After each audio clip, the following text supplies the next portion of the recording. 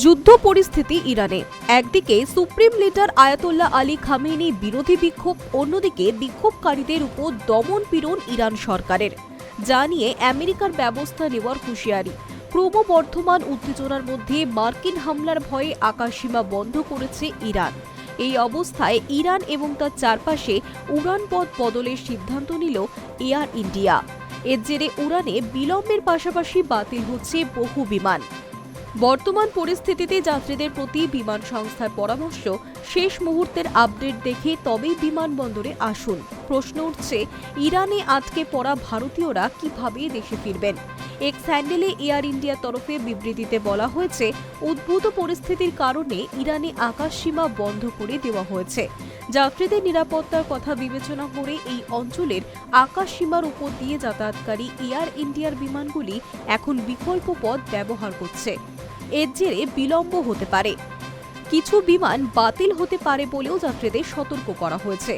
যে সমস্ত বিমানগুলির উড়ানপথ শেষ মুহূর্তে পরিবর্তন করা সম্ভব নয়, সেগুলি বাতিল করা হচ্ছে। বিমান সংস্থা উল্লেখ করেছে, যাত্রী এবং বিমান কর্মীদের নিরাপত্তা সর্বোচ্চ অগ্রাধিকার। দেশব্যাপী বিক্ষোভ এবং আমেরিকার হুঁশিয়ারির মধ্যে বৃহস্পতিবার থেকে অসামরিক বিমানের জন্য আকাশসীমা বন্ধের নির্দেশ দিয়েছে ইরান। এছাড়াও মার্কিন সাইবার হামলার আশঙ্কায় বন্ধ করে দেওয়া হয় সরকারি অফিসের ইন্টারনেট পরিষেবা। এর জেরেও সেদেশে অসামরিক বিমান চলাচলে বাধা তৈরি হয়েছে। তবে মার্কিন হামলার আশঙ্কা কিছুটা কমেছে, কারণ খোদ মার্কিন প্রেসিডেন্ট ডোনাল্ড ট্রাম্প জানিয়েছেন, আন্দোলনকারীদের হত্যা করা বন্ধ করেছে ইরানের আয়াতোল্লাহ আলী খামেনির সরকার।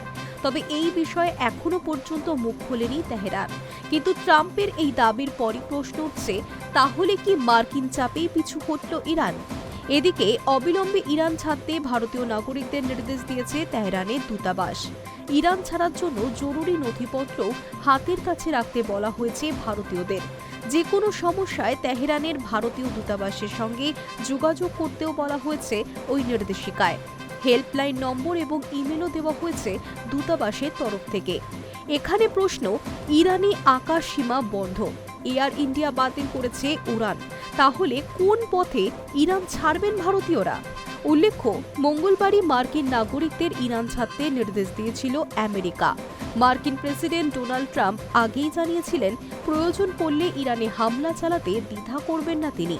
আন্তর্জাতিক বিশ্লেষকদের একাংশের ধারণা, সম্ভবত ইরানে হামলা চালানোর আগে নিজের দেশের নাগরিকদের নিরাপত্তার জন্যই চূড়ান্ত নির্দেশিকা দিয়েছেন ট্রাম্প। যদিও দেশটির অধিকাংশ বিমান সংস্থা উড়ান বন্ধ রেখেছে, ফলে স্থলপথে আর্মেনিয়া এবং তুরস্ক হয়ে ইরান ছাড়ার পরামর্শ দেওয়া হয়েছে মার্কিন নাগরিকদের। একই পথে কি ভারতীয়রাও ইরান ছাড়তে পারবেন? Hi news network.